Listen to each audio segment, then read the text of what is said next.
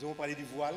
Bien sûr, le voile qui fait l'actualité aujourd'hui, c'est celui qui aboutit au meurtre de femmes iraniennes. Je vais demander à notre amie Iris de venir à la tribune et porter leur parole.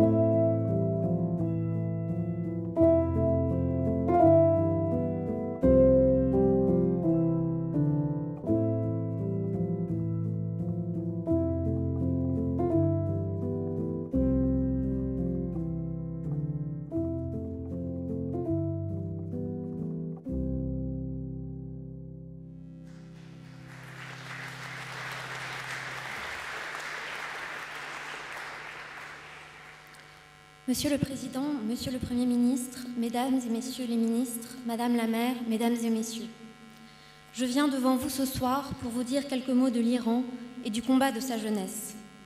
Voilà plus de 7 semaines que Jina Mahsa Amini est morte sous les coups de la police des mœurs pour un voile mal mis. Voilà plus de 7 semaines que chaque jour des Iraniennes toujours plus jeunes bravent dans les rues le bras armé de la République islamique. Des centaines d'Iraniennes et d'Iraniens ont été tués pour avoir porté haut et fort leur volonté de vivre libre.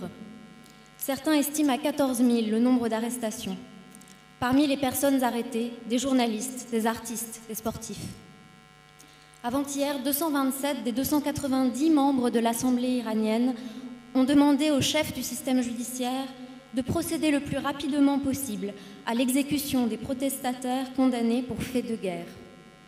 Ce même chef d'inculpation qui a mené à l'exécution en 2020 du sportif de renommée internationale Navid Afkari, un champion de lutte qui avait participé à des manifestations contre le régime. Ni la popularité ni la renommée internationale ne sont en Iran des garanties que l'on ne sera arrêté, voire même exécuté. De nombreuses personnes s'inquiètent sur les réseaux du sort qui sera réservé aux rappeurs Toumaj Salehi et Saman Yassine, ainsi que des peines qui pourraient être prononcées contre la journaliste Niloufar Hamedi, elle qui avait couvert l'hospitalisation de Jina Mahsa Amini alors qu'elle était dans le coma, et de sa consoeur Elohe Mohammadi qui s'était rendue à Sorez pour suivre ses funérailles. La population iranienne n'en est pas à son premier soulèvement. Il y eut la révolte de l'université de Téhéran en juillet 1999, durant laquelle des étudiants avaient été jetés du haut des bâtiments. Il y eut le mouvement vert en juin 2009. Les images poignantes de la mort de Nedor Sultan avaient alors fait le tour du monde. Il y eut le mouvement de 2019, 200 à 300 morts selon l'ONU, 1500 selon Reuters.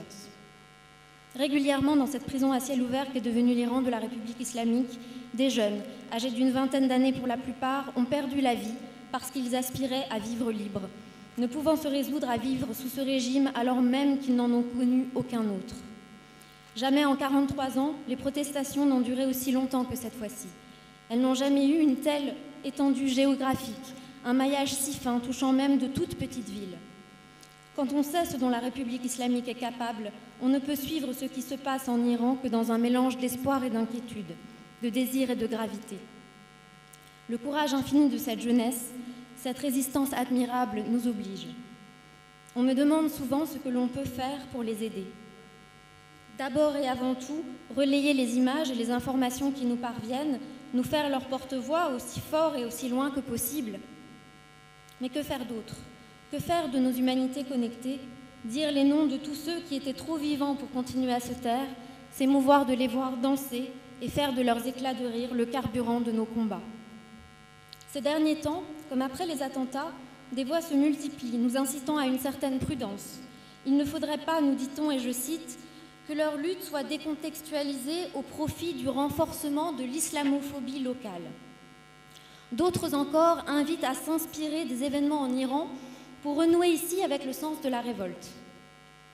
Il est fort à parier que les personnes de ce bord-là ne diront jamais que depuis 2009, déjà, les Iraniens scandent dans les rues le slogan suivant « Ni Gaza, ni Liban, ma vie je l'avoue à l'Iran ». Alors puisque certains s'interrogent sur les raisons qui font que de Sorrez au Kurdistan, à Zohedan au Baloutchistan, les gens scandent « Jan, Jian, Azadi, Zan, Zendegi, Azadi, femme, vie, liberté », je vais tâcher de dire brièvement ces raisons. Outre le refus catégorique du voile obligatoire, quelles sont les aspirations de la majorité des Iraniens? Dans le discours qu'il a prononcé à Berlin, Ahmed Esmaïlioun en a rappelé certaines. C'est avec ces mots qu'il a commencé son discours. Nous avons tous un rêve. Dans ce rêve, les prisonniers ne sont pas condamnés en 3 minutes, puis exécutés. Et il dit un peu plus loin, dans notre rêve, on n'arme pas Poutine pour qu'il tue les Ukrainiens. Dans notre rêve, nos pays voisins voient un visage serein. La Syrie, le Liban et l'Irak ne sont pas en permanence en proie au tumulte et à l'inquiétude. En somme, les Iraniens aspirent à vivre libres dans un état de droit et ils ne veulent plus d'un régime qui est une menace pour sa propre population mais aussi pour la région. Ils ne sont pas dupes de l'instrumentalisation par le régime de la cause palestinienne et ils le disent haut et fort. Quelles sont encore leurs aspirations? Parmi les images que l'on a pu voir ces derniers temps, des photos des campus où les étudiants mangent ensemble dans la cour, garçons et filles côte à côte, une vidéo montrant des étudiants qui abattent les cloisons qui séparent le réfectoire des filles de celui des garçons, des photos d'amoureux marchant main dans la main, une photo d'un garçon et d'une fille qui s'embrassent. Depuis plus de 43 ans, les Iraniens vivent une double vie. Quiconque connaît un peu l'Iran sait que dans les intérieurs, ils rient, chantent, boivent, s'aiment, dansent et font la fête. Ce mouvement de la jeunesse iranienne aspire à faire voler en éclats la dichotomie entre l'intérieur, où l'on se permet bien des choses, et l'extérieur, où l'on doit être vigilant à ce que l'on donne à voir. Il n'est plus question pour elle de se plier aux injonctions du régime. Son élan de vie irrévérencieux vient offrir une formidable réponse à tous ceux qui mettent dos à dos la liberté de se voiler, celle de ne pas le faire, qui disent d'un haussement d'épaule, voile contre mini-jupe, même combat et mêmes injonctions patriarcales.